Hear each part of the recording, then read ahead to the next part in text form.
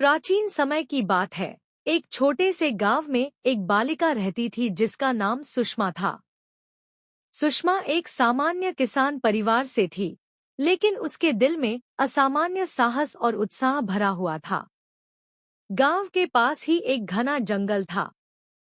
इस जंगल के बारे में गांव के लोग तरह तरह की बातें करते थे कि वहाँ एक जादुई पेड़ है जो हर इच्छा पूरी कर सकता है। सुषमा ने भी इन बातों को सुना था और उसके मन में उस पेड़ को देखने की इच्छा जाग उठी। एक दिन उसने अपने माता पिता से इजाजत लेकर जादुई जंगल की ओर जाने का निर्णय लिया। माता पिता ने उसे समझाया कि यह सफर खतरों से भरा हो सकता है, पर सुषमा का मनोबल दृढ़ था। सुषमा अपने साथ थोड़ी सी रोटी और पानी लेकर जंगल की ओर बढ़ी। जंगल में प्रवेश करते ही उसे एक अजीब सी शांति और एक अद्भुत आकर्षण महसूस हुआ। जैसे जैसे वह आगे बढ़ती गई, जंगल और भी घना और रहस्यमय होता गया। चलते चलते सुषमा एक नदी के किनारे पहुंची। नदी का पानी चमक रहा था और उसमें इंद्रधनुष के रंग झिलमिला रहे थे। अचानक एक परी प्रकट हुई। परी ने मुस्कुराते हुए सुषमा से कहा, मैं इस नदी की रक्षक हूँ। अगर तुम इस नदी को पार करना चाहती हो तो तुम्हें 3 प्रश्नों का उत्तर देना होगा।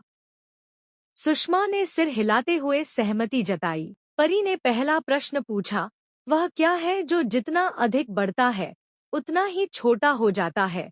सुषमा ने थोड़ी देर सोचा और फिर कहा, अंधेरा।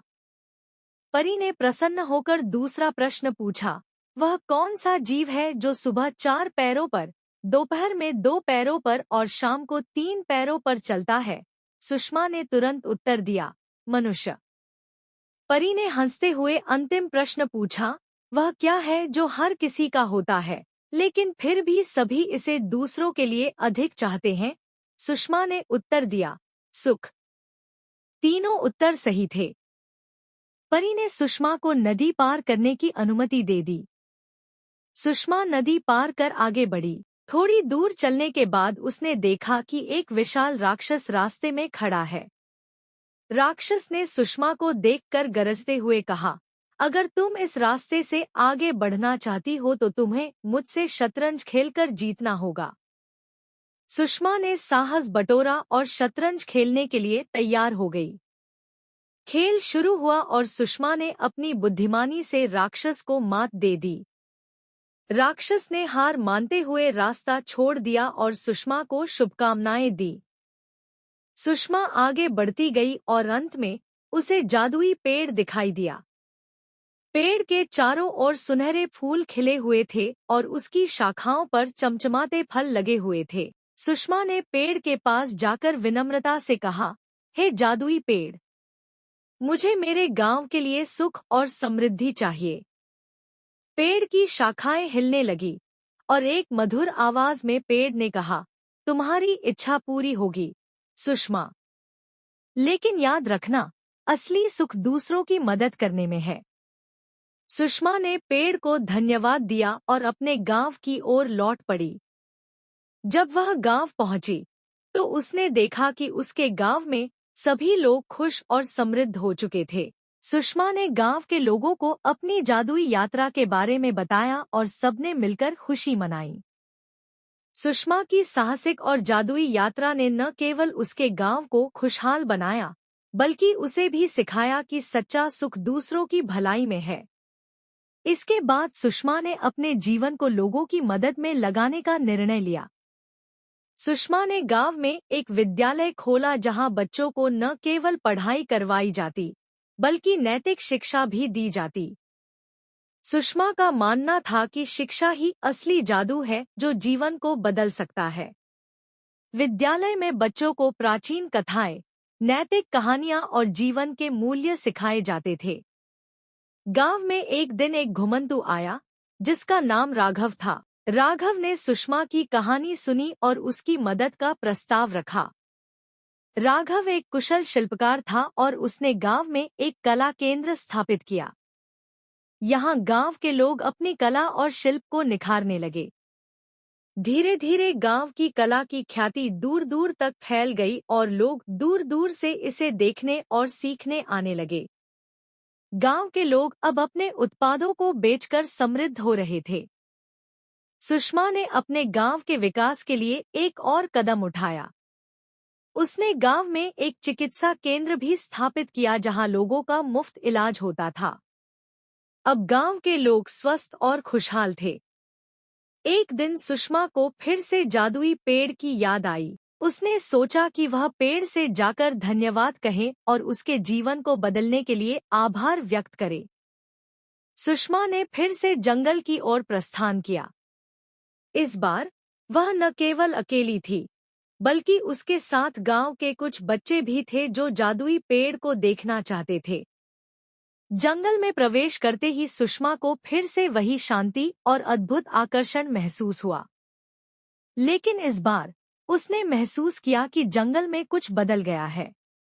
जैसे ही वह नदी के पास पहुंची, उसने देखा कि परी वहां पहले से ही उसका इंतजार कर रही थी।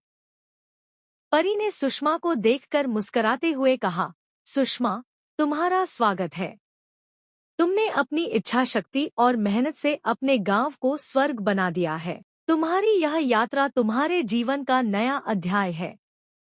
सुषमा ने परी से विनम्रता से कहा, धन्यवाद परी, आपने मेरी मदद की। मैं जादुई पेड़ का धन्यवाद करना चाहती हूँ। परी ने कहा, पेड़ तुम्हारी प्रतीक्षा कर रहा है। जाओ और उसे अपना आभार व्यक्त करो। सुषमा और बच्चे नदी पार करके पेड़ के पास पहुंचे। पेड़ की शाखाएं हिलने लगी और उसकी मधुर आवाज फिर से गूंजी, सुषमा, तुमने अपनी इच्छा शक्ति से अपनी और अपने गांव की जिंदगी बदल दी। अब तुम्हें एक और वरदान मिलता है। यह वरदान तुम्हें जीवन भर प्रेरित करेगा। पेड़ ने एक सुनहरा फल सुषमा को दिया।